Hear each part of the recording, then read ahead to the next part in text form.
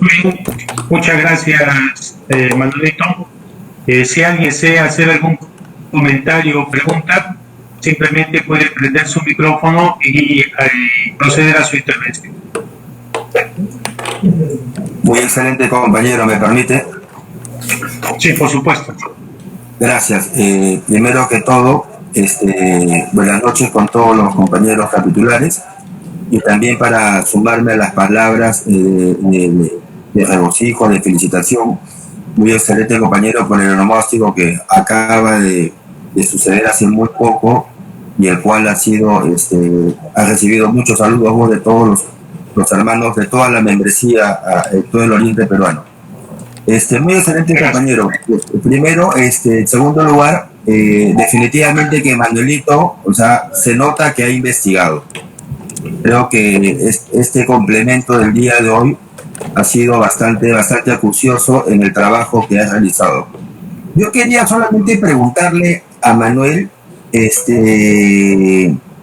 si dentro del trabajo, la lectura, todo lo que ha leído, en algún momento ha podido leer dónde fue enterrado el rey Salomón.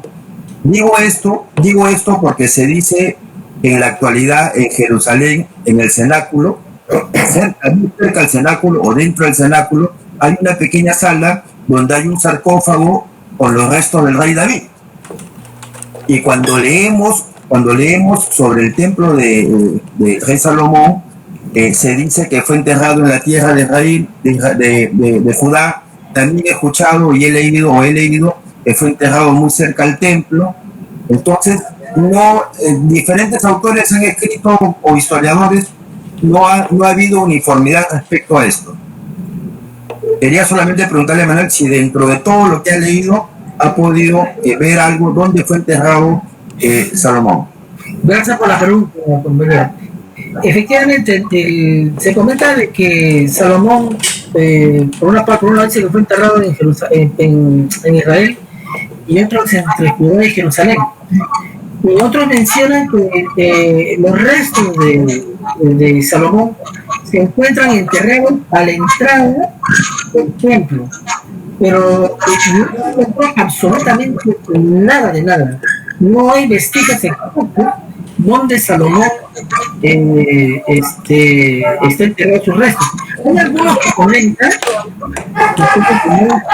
no sé si será correcto, que él sus restos se encuentran justo donde se levantó el arca de la alianza, donde los leones o estos querubines estaban en el centro del templo. Dicen que exactamente debajo de él enterraron los restos del rey Salomón.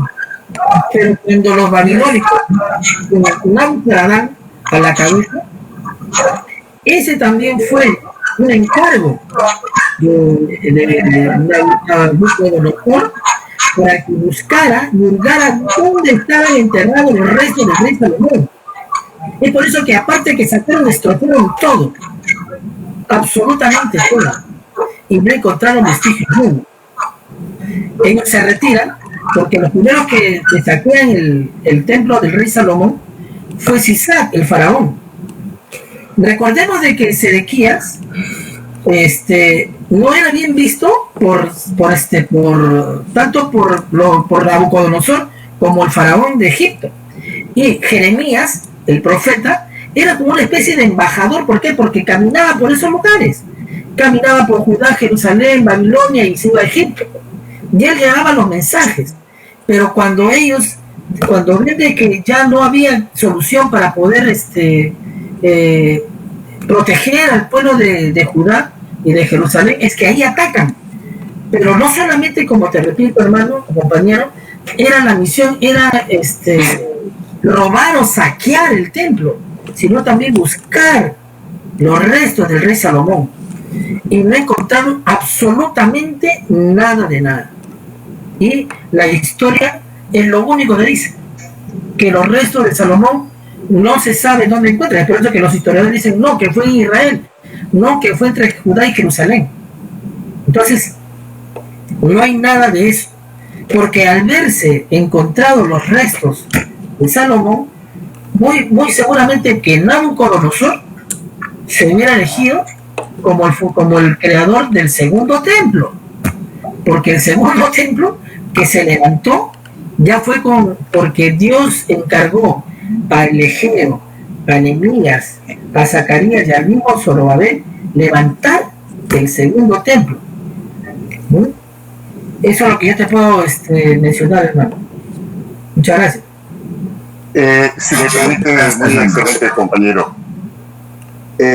Solamente para ver si se puede precisar, si Manuel, independientemente de los asuntos bíblicos que nos ha leído, nos precisara si es correcta la mención de que América recién fue descubierta por Cristóbal Colón, dice, cuando ya habían ido antes algunos otros pueblos. ¿Por qué descubierta? Descubierta para ellos, supongo, o descubierta para alguna cultura, porque según algunas teorías, según algunos estudios, por ejemplo del doctor Gamarra, se habla de que América es post-diluviana y hay evidencias de restos arqueológicos que así lo confirman. ¿Podrías aclararnos eso, Manuel? Claro, con mucho gusto. Efectivamente, esto fue Mulek llega más o menos en la etapa, dice así, ¿no? Que se dice que emigró a América y menciona la historia que América ya estaba poblada por emigrantes asiáticos desde el Mesolítico. Y el Mesolítico es la Edad Media de piedra, es el periodo entre la prehistoria, que sirvió de transición entre el Paleolítico, que es la Edad Antigua de piedra, y el Neolítico, que es la Edad Nueva de piedra, que duró entre el 10.000 y 5.000 en el año de la nueva era. O sea, efectivamente, como muy bien lo dice nuestro hermano Carlos del Pozo, se fecha pues el descubrimiento de América en el año de 1492 por algún tipo de conveniencia, ¿no? Porque ya América ya había sido descubierta, por llamarlo así, por otras personas, porque si no, los mormones no defenderían la historia de que Mulek, el hijo de Sedequías, ya había llegado a América, ¿no? Entonces, efectivamente, no sabría decir por dónde llegaron, porque Mulek se va a Egipto. Y aquí tiene una cosa, disculpe, hermano Carlos, si me distraigo un poquito, ¿no? Pero ¿qué pasa? Que Mulek, el hijo de Sedequías, se va a Egipto. Y en Egipto no es reconocido como hijo del rey, pero sí tuvo conflictos con Moshe. ¿Y quién era Moshe? Moshe era Moisés. Entonces, al no ser reconocido, él se va y huye, como dice, con sus tropas y con un séquito de gente, América. No se sabe por dónde pasó, pero que sí los mormones, para que este hecho haya ocurrido es porque ya pues antiguamente, estamos hablando de cuántos años atrás, ¿no? Antes de 1492. Y efectivamente los españoles son los que son los que por alguna razón son los que datan esta fecha del descubrimiento de América, ¿no? Eso es lo que le podría referir. Antes de la invasión. Así es, antes de la invasión, efectivamente. ¿Alguna otra pregunta? ¿Intervención? Muy respetable, muy excelente compañero. Adelante. Gracias. Claro que sí. Gracias, muy excelente compañero. Todo muy...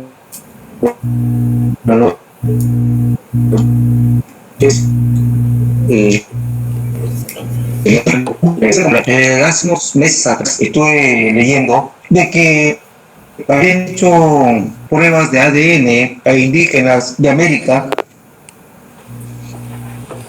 y estos indígenas de América tenían cierto emparentamiento con los euroasiáticos, exactamente de Rusia, o sea, las estepas rusas, ¿no? O sea, eso quiere decir que el tránsito de las personas de Europa o Euroasia hacia América ya estaba mucho más antes, y más aún hace un tiempo atrás se han descubierto ruinas en Estados Unidos, ¿no? Donde hay escrituras, lo que llaman las runas, o sea que vale decir, las runas son una especie de imágenes o suerte o dibujo. Runa es piedra en quechua. Runa es piedra. Más de corte de runas, o sea, runa es una especie, una figura, ¿no? No estamos hablando de fecha, que tiene similitud el runa con, ¿no? Con el con la palabra, ¿no? Pues las leyendas cuentan, ¿no? La tradición moral de esas zonas, ¿no? Dicen que Eric el Rojo fue quien llegó a América del Norte, ¿no? Y hay leyendas en los nativos americanos en los cuales se habla de gente barbada, ¿no? De barba roja, gente alta, blanca, ¿no? Esas son las situaciones, pero para nosotros marca el símbolo de Dios, lamentablemente es así. Aunque hay vestigios que hay mucho que investigar. Todo muy excelente, compañeros. Con vuestra venia, muy excelente compañero, César Beri habla, si me permitís. ¿Aló? ¿Aló? ¿Quién más? Sí, no sé si se me escucha, ¿me permitís el uso de la palabra? Creo que sí.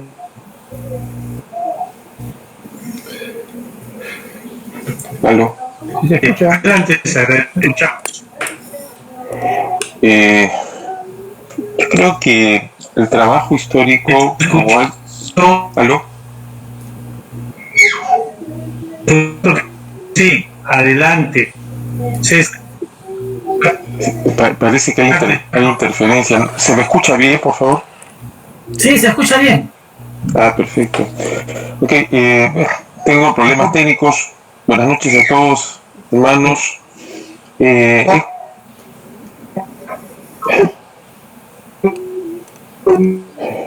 escuchado parte de la exposición. Yo creo que la concentración de tanta belleza en las cifras, dimensiones, debería preocuparnos en entender por qué esto fue así. ¿Por qué en nuestro ritual se hablan de dimensiones?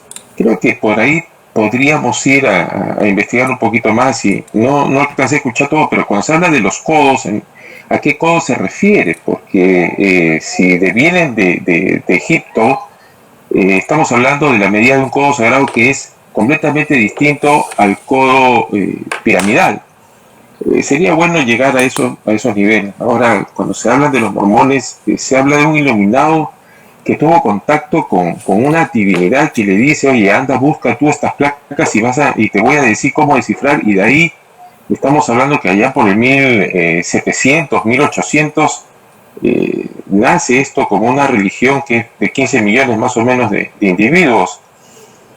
Yo creo que habría que hilvanar mejor un poquito los datos históricos, pero la interpretación esotérica, no la exotérica, es la que debería preocuparnos. Si es verdad, en América, Caral mismo, aquí en el Perú, ya tiene registrado 5.000 años A. Entonces, 5.000 años es prácticamente la historia de David o de Esaú hasta la fecha. Yo creo que habría que concatenar un poquito más esos datos históricos. No digo que la Biblia nos puede confundir, pero sí habría que interpretarlos un poquito mejor. Es todo cuanto quería compartir. No sé si se me ha escuchado, tengo mucho problema de audio. Gracias. Se ha escuchado perfectamente, César. ¿Quién más quiere intervenir?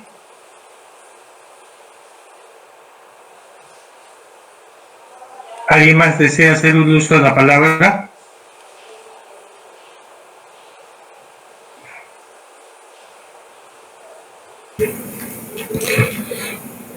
¿Algunas palabras tú, Manuel? Pedro Tejada desea hacer uso de la palabra. ¿Pedro Tejada? Adelante, Pedro. Sí, solo unos Pedro, datos. puedes prender esto uno y empezar. La dimensión respecto... ¿Aló, me escucha? ¿Se me escucha? Sí, te estamos escuchando, sí, Aló. te escuchamos.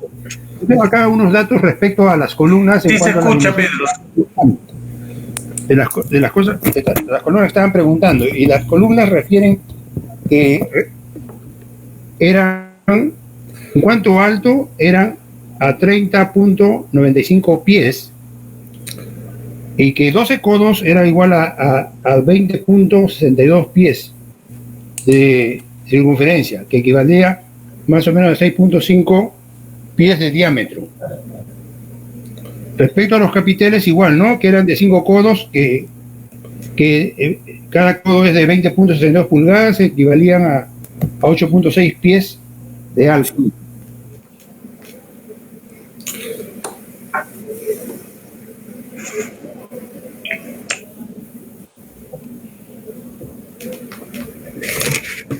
¿Algo más?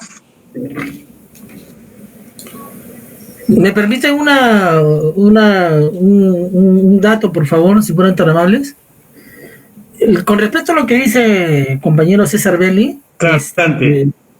con lo que dice el compañero César Belli, a mí realmente circunferencia. Me resulta muy interesante lo que dice César Belli. En esos tiempos, he leído, ¿no? De que los que levantaban los templos no eran personas que tenían esa capacidad como para poder construir, eran constructores. Y en base a ellos es que se tomaba una medida, no es como una medida exacta como la que tenemos nosotros, que es el metro, el centímetro, la pulgada, ¿no? Ellos medían, como les expliqué, por codos, porque tomaban la dimensión, como les había dicho, desde donde empieza el codo, o muchas veces a donde termina la mano, o donde empezaba el codo y terminaba el puño. Esa medida la tenían ellos. O sea, yo me transporto a esa época y me imagino que le habrán dicho, bueno, tú vas a hacer tal cosa y tu medida y lo tienes que hacer de tal manera que tiene que acordar con el otro, ¿no? Y me imagino de que es como a veces uno dice, oye, la cintura de tu pantalón, y agarra y mete el codo y lo empaña con el otro lado dentro del pantalón y dice, esta es mi medida, ¿no? Entonces yo puedo tomar como dato esa referencia, porque también hay que entender de que las medidas que dan son medidas bíblicas. Por ejemplo, el bato, la basa y el palmo, ¿no? Y ya los acuciosos, los estudiosos, ya pues habrán recolectado algún tipo de información de esas épocas, lo habrán traducido y seguramente la denominación de aquellos momentos que era el bato, la basa, el palmo, eran esas medidas que habrán encontrado, porque actualmente pues esa medida no se utiliza. Lo que utilizamos nosotros en muchos de los casos es la cinta métrica o el metro, ¿no? Y reitero, ¿no? Que esas medidas, como quien relata estos hechos, porque estos hechos son relatos bíblicos, ¿no? Menciona a estas medidas, y yo me he preocupado en poder de buscar para saber qué es lo que significa un bato, una basa, un palmo, ¿no? Y por ejemplo, el palmo, la palma de la mano, que era desde el dedo meñique hasta el dedo pulgar, lo que nosotros lo llamamos una cuarta, ¿no? Y el pulgar de uno de repente no es el pulgar del otro, porque el pulgar debe de medir entre 2.5 centímetros. Y como les reitero, yo me traslado a esa época y seguramente pues habrán buscado a los constructores y cada uno se encargaba de hacer, por decir, la columna, ¿no? Tú vas a hacer las columnas y tú vas a hacer tal cosa. Y ellos tomaban como su medida las propias suyas de su cuerpo. Eso es lo que yo podría mencionar, ¿no? Porque reitero que estas medidas son medidas bíblicas. Muy excelente, compañero. Juan López. Acá tengo un diccionario ilustrado de la Biblia, y dice, ¿no? Codo, medida de longitud muy usada por los hebreos. Dice, la medida oficial tenía 20.8 pulgadas, o sea 53 centímetros, y el común 17.7 pulgadas, 45 centímetros. Dice, antes del cautiverio de los judíos parece que se usaba el común. Después del cautiverio, cuando había necesidad de especificar una medida exacta, aclaraban a cuál se referían.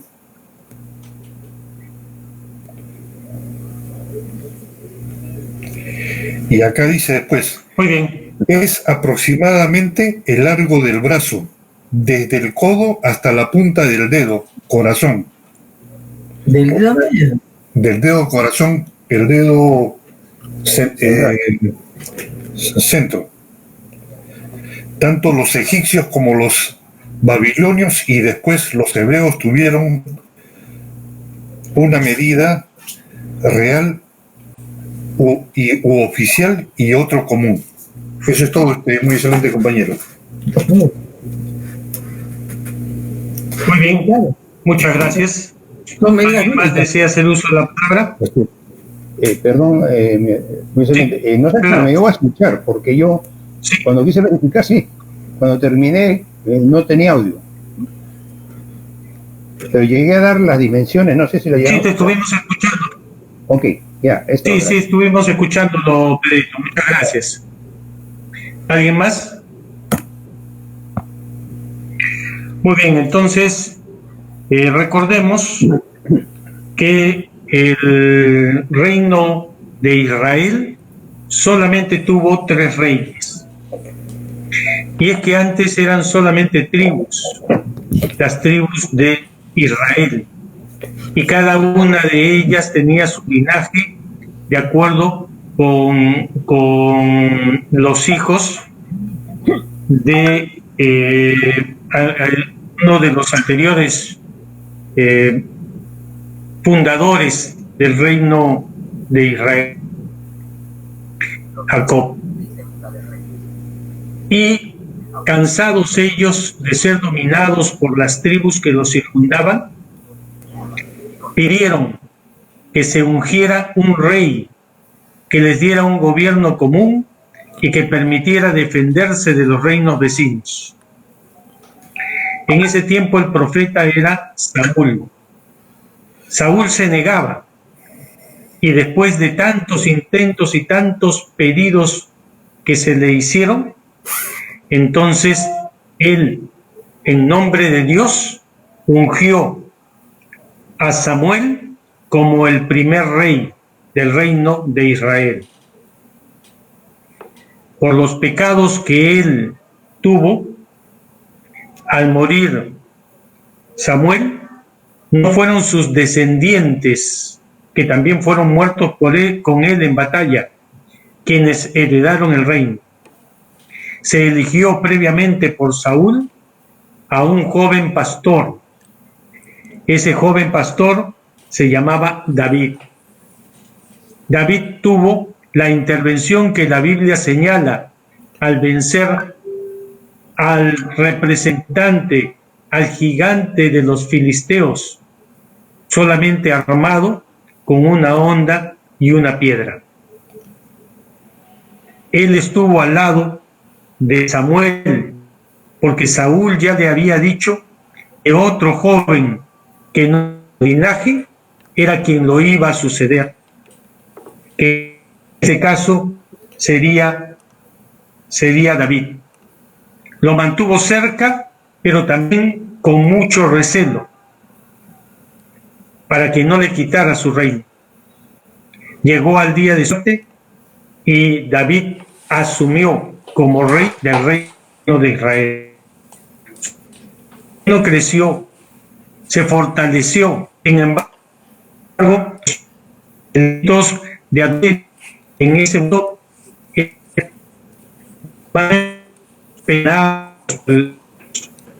y por tanto Dios lo castigó, así como lo premió antes con no ser él. Gozaba de la referencia de Dios, del Dios único y verdadero. Él dio los planos del... Pero al apartar y pecar, Dios los separó. Y entonces, como dije anteriormente, fue Salomón quien después construyó el templo. A la muerte de Salomón, el reino no continuó dividido, no continuó unido, se dividió. Y es que el profeta le había señalado también a Salomón que a su muerte el reino quedaría desunido y las tribus separadas. Y Roboam, que era el hijo de Salomón, asumió como rey e inmediatamente quiso presionar a sus pueblos. Y esa presión a sus pueblos terminó en que se rebelaron los pueblos del norte. Judá fue gobernada por Roboam y el pueblo de Israel fue gobernado por Joroboam. A partir de ahí, el pueblo se desunió, las tribus otra vez se separaron. Al separarse, se debilitaron. Vinieron dentro de Judá diversos periodos, diversos reyes. Unos se acercaban a Dios, otros se alejaban. Uno de sus últimos reyes fue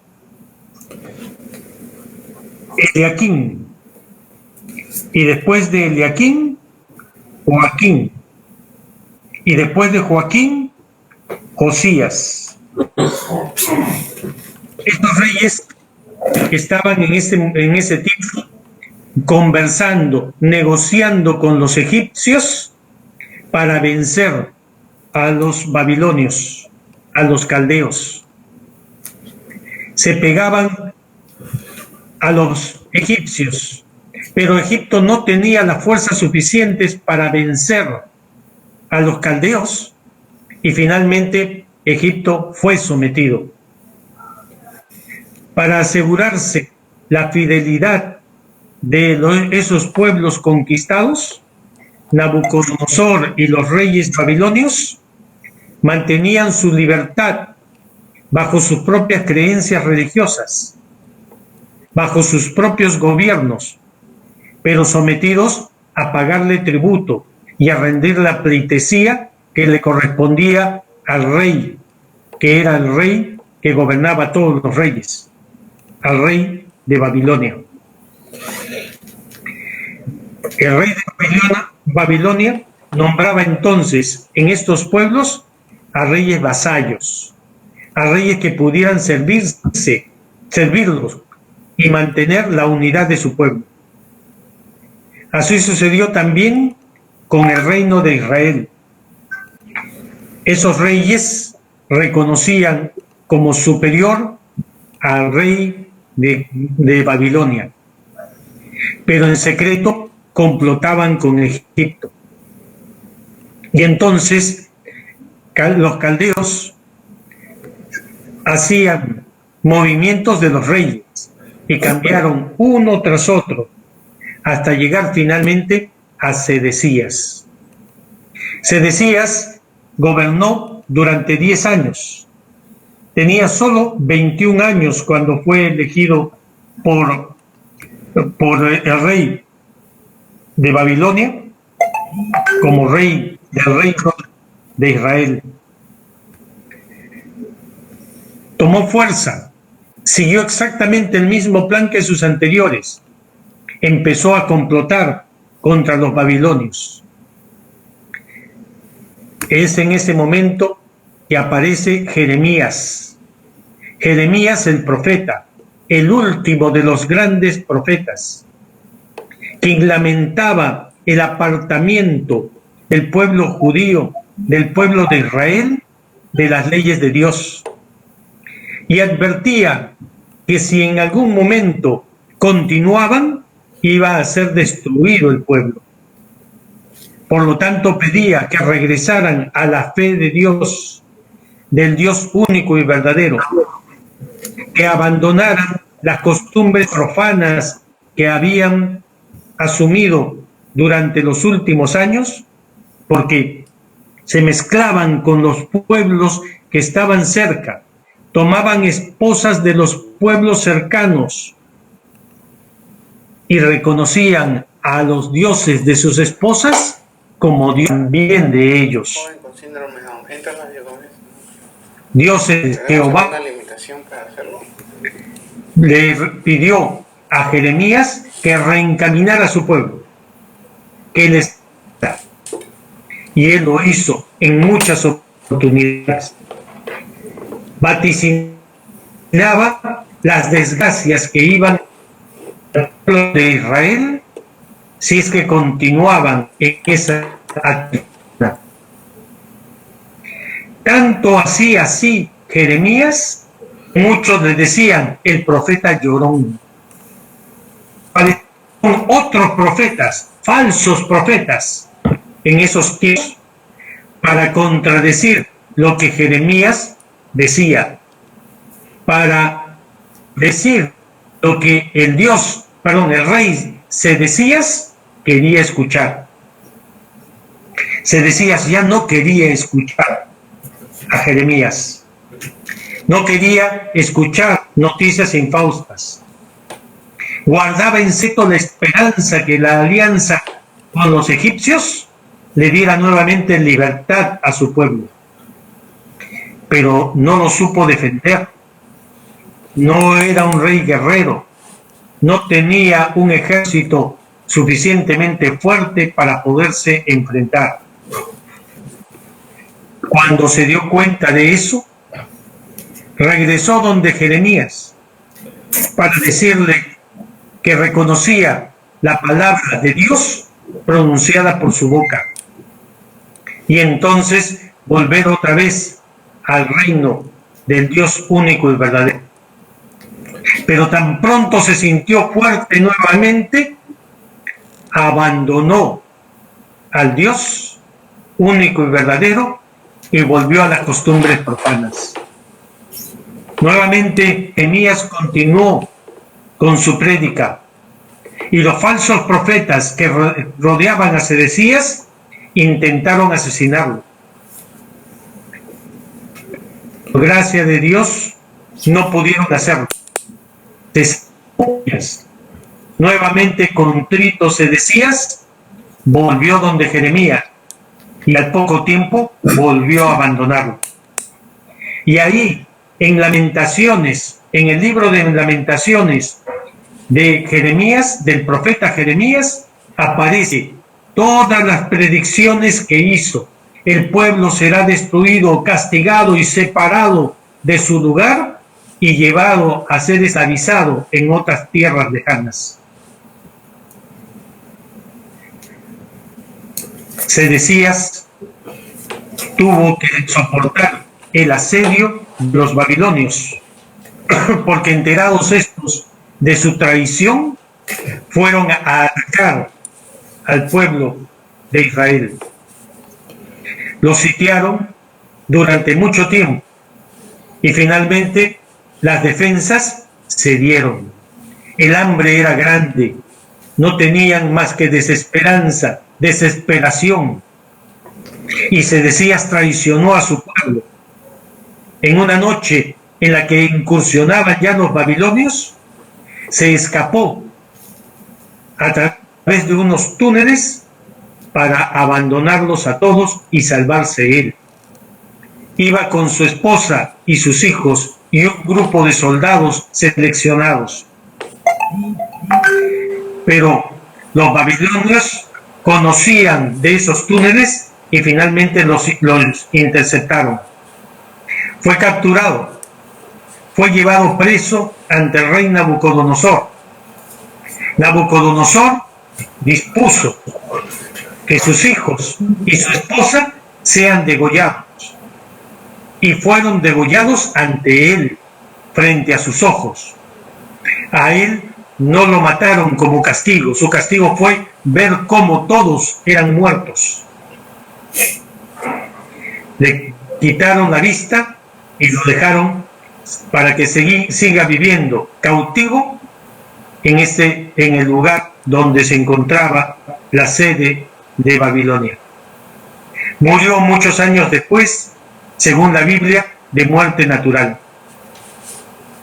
Se interpreta entonces así el papel de Sedecías como un rey o un gobernante débil, como un gobernante sin fe, como un gobernante seducido fácilmente por aquellas cosas livianas que hacen que los hombres se olviden de las grandes cosas.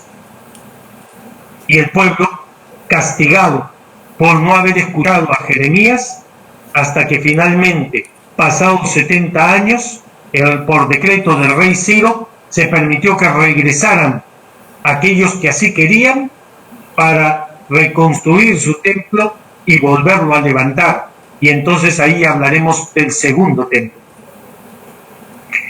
No todos fueron llevados presos a Babilonia. Recuerden que había dos reinos, el reino de Judá y el reino de Israel. El que cayó fue el reino de Judá. Los israelitas siguieron existiendo, siguieron en comunidad y sometidos a los babilonios. Y ellos fueron los que estaban listos para reconstruir el templo.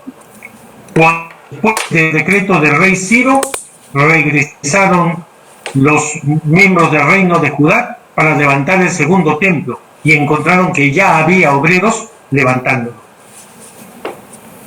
Esta es la parte de la historia que a nosotros nos interesa. Y su destrucción, la infidelidad, la falta de la fe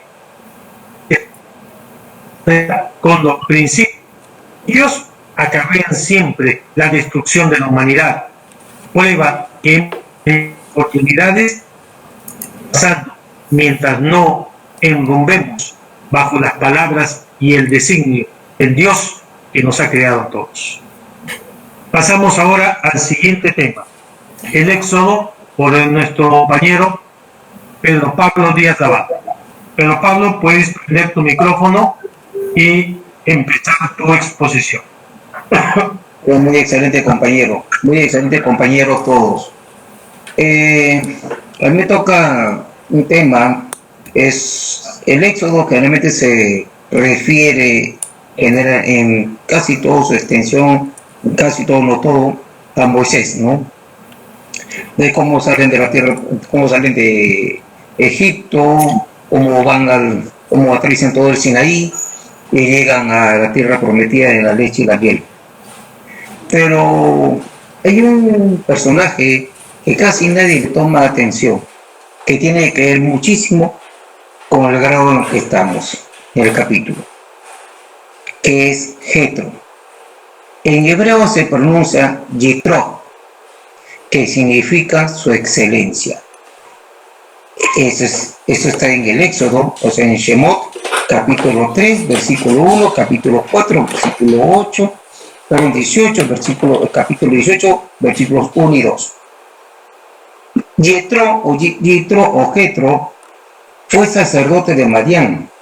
Madián es una tierra que se extiende desde el Mar Muerto hasta el Sinaí. Es un triángulo, por lo general está Egipto, llega hasta las fronteras con Israel, hasta donde está el monte Sinaí, todo lo demás. ¿No? Se debe tener en cuenta que los madianitas eran de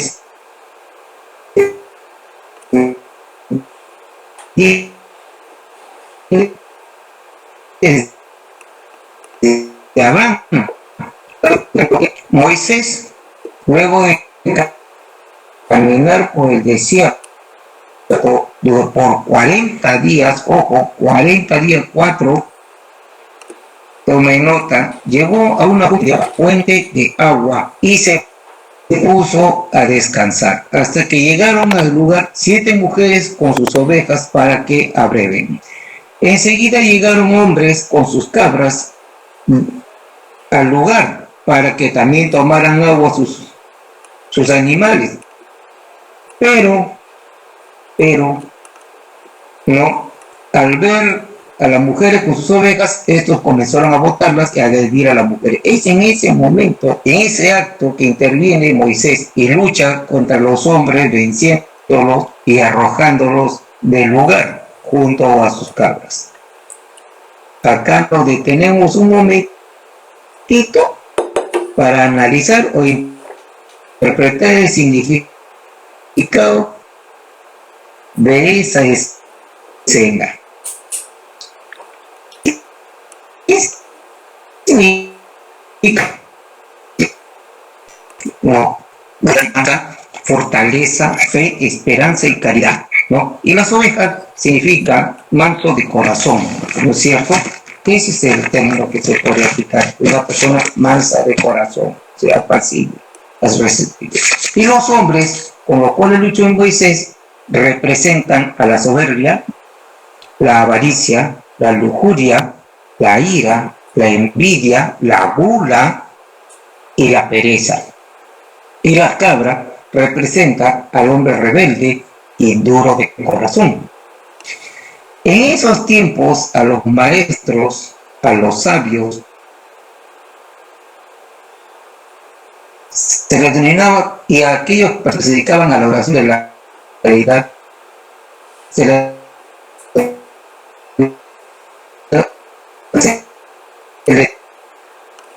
denominaba sacerdotes. Y por supuesto, Compañero, no se escucha bien, por favor, mejorar un poquito el audio porque está muy interesante, no puedo escucharlo bien. Compañero Pedro Pablo, le sugiero una cosa, apague su cámara, mantenga su audio, puesto que su señal es muy baja. Gracias. Ya, ahora. Mejor. Ya, entonces, comienzo en esta parte, me quedo. Ya, los hombres con los cuales luchó Moisés, ¿me escuchan bien? Fuerte y claro. Fuerte y claro. Moisés representan la soberbia, la avaricia, la lujuria, la ira, la envidia, la gula y la pereza. Y la cabra representa al hombre rebelde o al duro de corazón. En esos tiempos, a los maestros, a los sabios, a aquella persona también que se dedicaba, y a la persona que se dedicaba a la adoración de la deidad o del Dios supremo hacedor, o sea, Hashem, se les denominaba sacerdotes. Tenemos entonces, ojo, escuchen, como dirían, ojo, pestaña y ceja. Tenemos entonces que Jetro es un maestro excelente, toda vez que la traducción, ¿no? Toda vez que el nombre, toda vez que Jetro significa su excelencia. Esa es la traducción del nombre, ¿no? Significa su excelencia. Y si era un sacerdote, un maestro, un sabio, entonces tenemos a un maestro excelente. Y por supuesto, Moisés, un iniciado en los misterios que solo conocían o eran revelados a un tipo de persona en especial. Y Moisés era un Mesías para su pueblo. También es necesario hacer notar aquí la presencia del número 4 en todo. Esto equivale a la cuadratura del templo, y a los que tienen el rango de la silla entenderán lo que estoy diciendo. Entonces, tenemos pues que Moisés inicia su camino, ¿no?, de Madián, y luego regresa a Egipto, sale con el pueblo y se va a la tierra prometida, ¿no? Lógicamente, antes él no ingresa, él no llega a ingresar, ¿no? Y eso es otra historia que por contarle un momento determinado más adelante, pues en otro capítulo, ¿no? Él recibe las tablas de la ley, ¿no?, en el monte Sinaí. Entonces tenemos que son situaciones muy distintas, ¿no?, que vendríamos a hacer la última ceremonia en nuestro capítulo, ¿no? Esa es la parte que yo quería comentar, y espero que sea de satisfacción de ustedes. Es cortito nomás, ¿no? Veamos. Es todo muy excelente, compañeros capitulares. Muy bien, se concede el uso de la palabra por si alguien tiene algún comentario o pregunta que hacer respecto de la exposición hecha por nuestro compañero Pedro Pablo Díaz Lavalle. Sí, adelante. Simplemente prenden su micrófono y hacen uso de la palabra.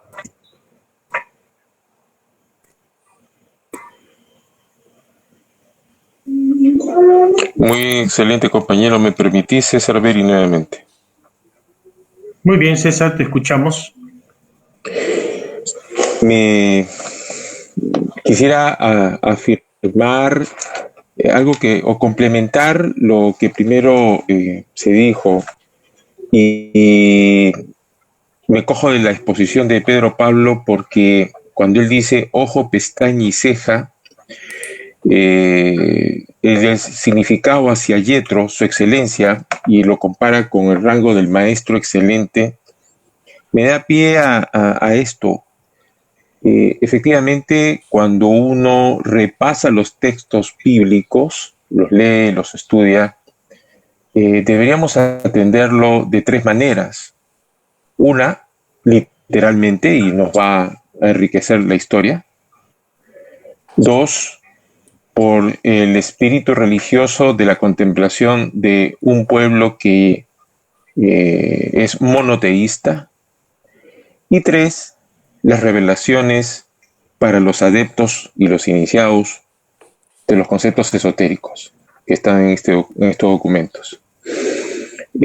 Arqueólogos, científicos, hasta el momento afirman que no han encontrado ninguna huella del recorrido de este pueblo en las arenas del desierto. No hay vestigios. Por eso es que dudan que esto haya existido, ¿no? Como tal.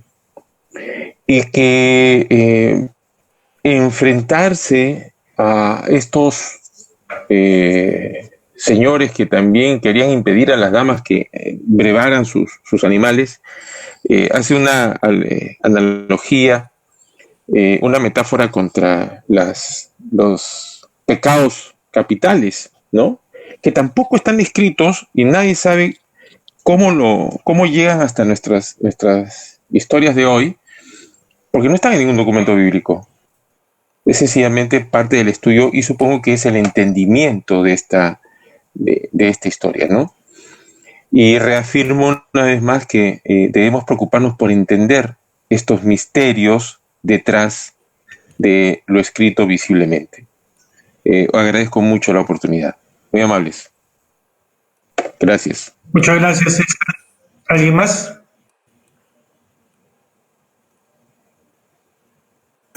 Yo quería hacer buenas noches. Yo quería hacer una pregunta a Pedro Pablo. ¿Por qué es que Dios escoge el pueblo de Israel y Jerusalén para que, sobre todo Israel, para que sea el único en que donde él establece su reinado? ¿Por qué es que lo elige a ese pueblo?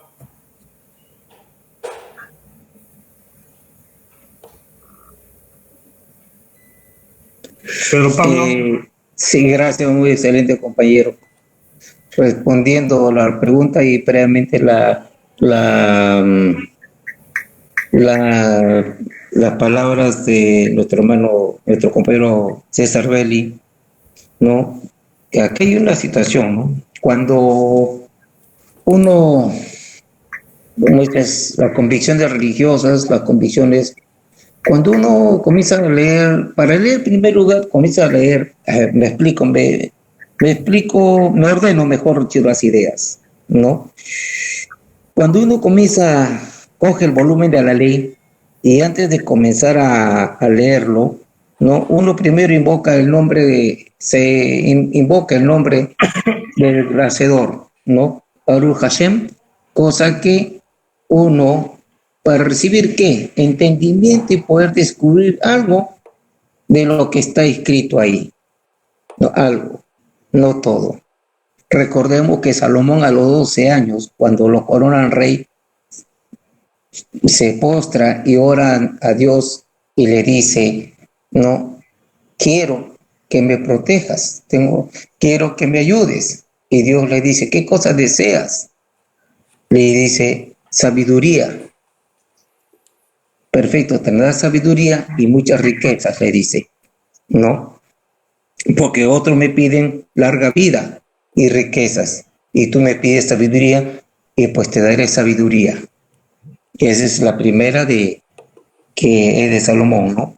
Entonces, esa es la situación real que existe, ¿no?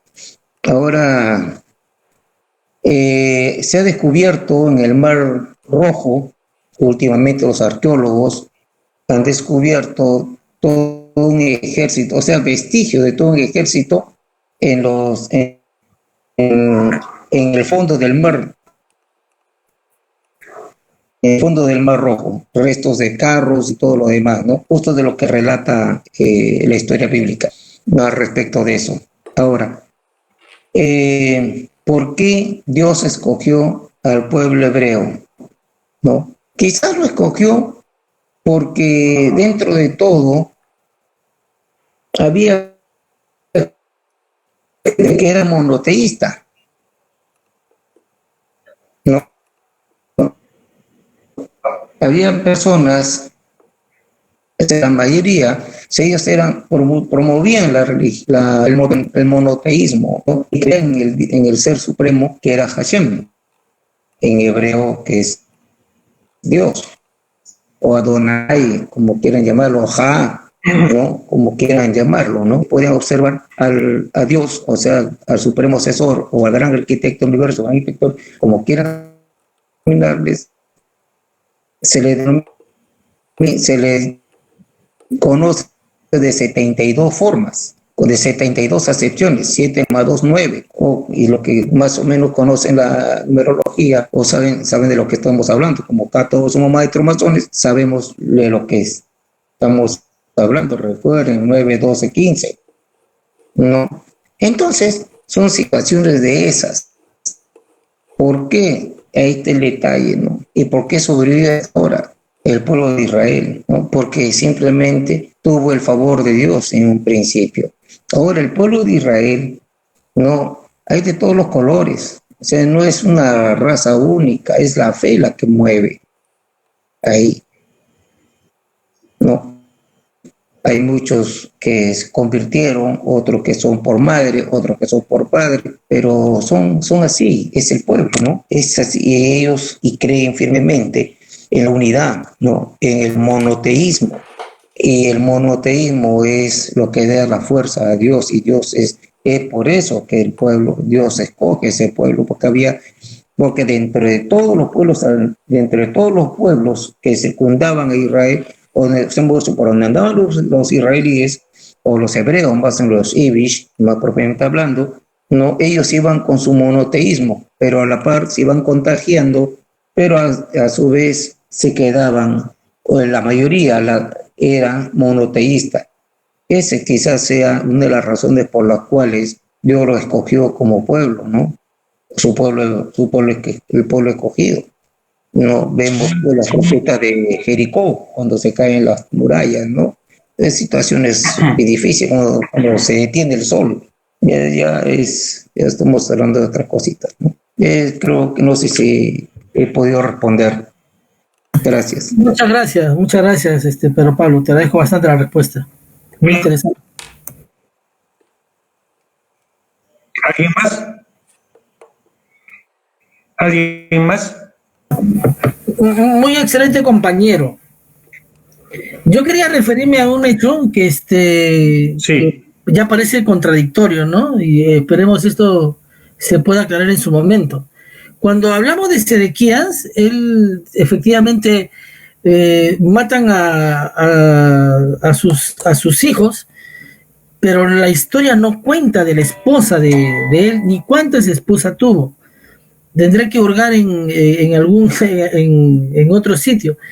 Pero cuando dice que mueren, que matan a todos sus hijos, ¿por qué mencionan entonces a Molec, a Tamatefe, como parte de sus hijos? Y Jeremías, el profeta, acompaña a la mujer, a la hija de, perdón, a la hija de Sedequías. Por eso es que yo menciono, en mi exposición digo de que no se sabe cuántos hijos tuvo Sedequías, porque al igual que la mamá, al igual que el papá Josías, Josías tuvo dos mujeres a la misma vez, Samuda y Hamutal, y en ambas tuvo dos hijos cada uno. Y los hijos fueron los que gobernaron de mala manera el pueblo de Judea y Jerusalén.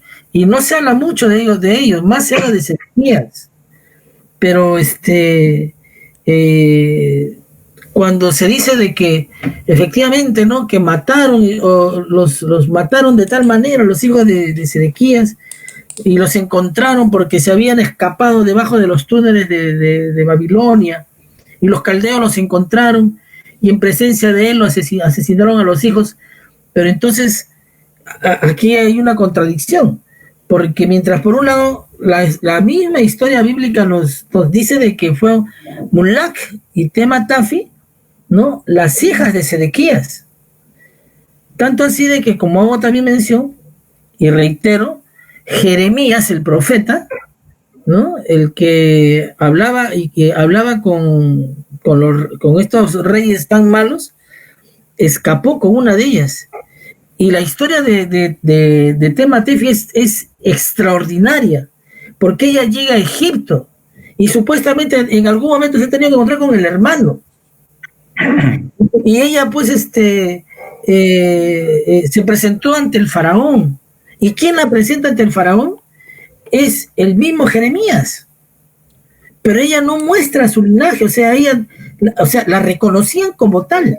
No era necesario presentar todo lo que ella había llevado para que se reconozca su linaje.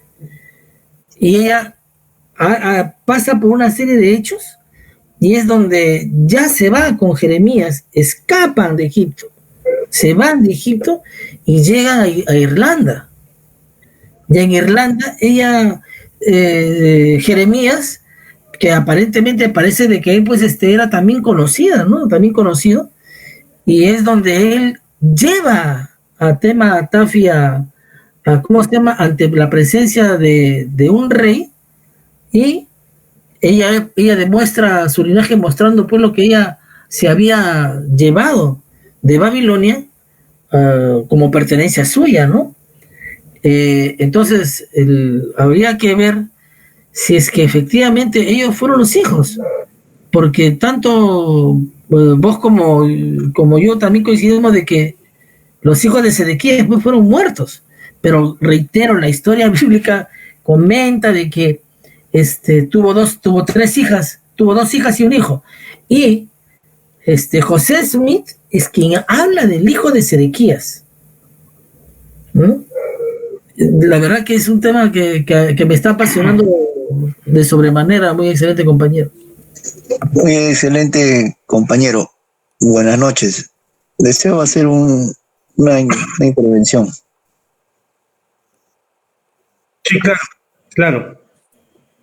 Solamente para referirme, había una pregunta, decía, de por qué eligió a Moisés. Tenemos que recordar que los libros, el Pentateuco, los 5, todos están relacionados, ¿no? Si queremos leer, leemos Éxodo o estudiamos Éxodo, también tenemos que remitirnos a Génesis. Porque, como vemos, ¿no?, o sea, todo está ligado, cada libro, uno con otro, y todo se repite, en cada cierto siglo, tiempo se repite.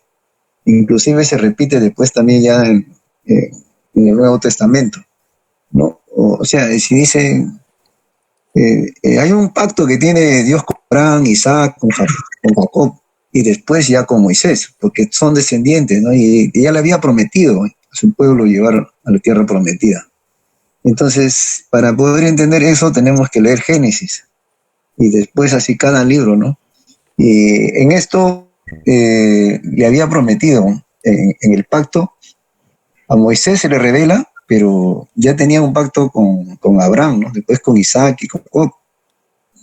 Y entonces, esto nos lleva ahora, después viene la alianza y la tierra prometida, ¿no? sea, todo tiene va llegando a cierto tiempo, se repite. O sea, no tiene, si lo estudiamos, cada cierto tiempo se repite con un rey, pues con el otro rey, nuevamente aparece la versión de Yahvé o del Dios que se le llama, pero uno solo, ¿no? El Dios, por eso dicen el Dios de Jacob, o dicen, ¿no? Y así, ¿no? Entonces, se repite a cada ciclo y ciclo. Podemos llegar hasta acá, hasta nuestra independencia, hasta nuestro himno nacional, dice al Dios de Jacob, ¿no? Entonces, esa es la parte cíclica que va cada cierto tiempo, se revela a su pueblo, a su tierra prometida.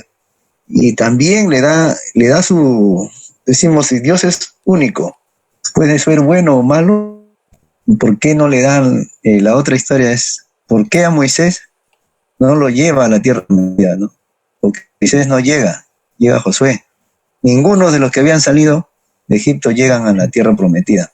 Llegan los hijos, pero ninguno de los que habían salido llega. Esa es otra historia, ¿no? Tampoco.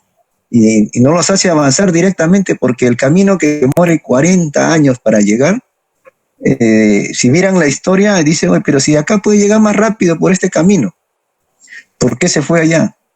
Hay una leyenda que también habla de por qué se va primero al sur, regresa al norte y pues avanza al oriente, ¿no? Y entonces, eso es mi aporte, excelente compañero. Muy bien. Muy bien. Entonces vamos a dejar el trabajo sobre el cual vamos a trabajar la próxima semana, el miércoles de la próxima semana. Hay una película muy conocida que la pueden ustedes ver durante la semana, El Rey David. El Rey David. Véanla y la próxima semana conversamos sobre el Rey David. El Rey David y los planos para la construcción del templo. Esto es muy interesante en la vida del Rey David, la forma en la que él es ungido por Saúl. Saúl lo encuentra, busca entre todos sus hermanos a quien iba a ser el próximo rey. Pero él, como era el menor, se encontraba pasteando a las ovejas. Vio desfilar a todos y no escogió a ninguno de ellos. Pero Dios había dicho que en esa estirpe iba a encontrar a quien sería el próximo rey. Y entonces preguntó, ¿quién falta alguno? Y le dijeron, falta David, que lo traigan. Lo trajeron, lo presentaron ante él y él dijo, él será el próximo rey de Israel. De allí y profetizó. Esa profecía no la pudo hacer cumplir, no se vio durante la vida de Saúl porque murió. Fue posteriormente, después de la muerte de Samuel, que se hizo efectiva. Tenemos mucho tema para tratar sobre eso y designaremos a quienes lo pongan, salvo que alguno voluntariamente quiera hacer. Mientras tanto, para finalizar, leeremos de Éxodo el nombramiento de jueces, porque el pueblo tenía que estar organizado y el pueblo no tenía un rey. El único juez del pueblo de Israel era Moisés. Y Moisés se encuentra con Yetro, con su suegro, y con Aarón. Y venían todos aquellos que reclamaban justicia para pedirle que él, Moisés, diga que era lo justo desde el punto de vista del Dios que él representaba. Y entonces leemos a partir del versículo 13. Y dice, y aconteció que al día siguiente Moisés se sentó a juzgar al pueblo. Y el pueblo estuvo delante de Moisés hasta la mañana, desde la mañana hasta el atardecer. Cuando el suegro de Moisés vio todo lo que él hacía por el pueblo, dijo, ¿qué es esto que haces tú por el pueblo? ¿Por qué juzgas? tú, solo, y todo el pueblo está delante de ti desde la mañana hasta el atardecer. Y respondió Moisés a su suegro: porque el pueblo viene a mí para consultar a Dios. Cuando tiene un pleito, vienen a mí, y yo juzgo entre uno y otro, dándoles a conocer los estatutos de Dios y sus leyes. Y el suegro de Moisés, en este caso Yetro, le dijo: no está bien lo que haces. Con seguridad desfallecerás tú, y también este pueblo que está contigo, porque el trabajo es demasiado pesado para ti. No puedes hacerlo tú solo. Ahora escúchame. Yo te aconsejaré, y Dios estará contigo. Sé tú el representante del pueblo delante de Dios y somete los asuntos a Dios. Y enséñale los estatutos y las leyes, y hazles saber el camino que deben andar y la obra que han de realizar. Además, escogerás de entre todo el pueblo hombres capaces, temerosos de Dios, hombres veraces, que aborrezcan las ganancias deshonestas, y pondrás sobre el pueblo como jefes de 1000, de 100, de 50 y de 10, y que juzguen ellos al pueblo en todo tiempo, y que traigan a ti todo pleito grave, pero que ellos juzguen todo pleito sencillo. Así será más fácil para ti y ellos llevarán la carga contigo. Si haces esto y Dios te lo manda, tú podrás resistir, y todo este pueblo, por su parte, irá en paz a su lugar. Quienes sucedieron fueron los jueces. Y ahí aparece todo un capítulo de la Biblia que también necesitamos leer. Muy bien, muchas gracias a todos por su presencia, y con esto damos por terminada la reunión del día de hoy. Muchas gracias, los esperamos el próximo miércoles a las 7 de la noche para tratar sobre el rey David, en los planos del primer tiempo.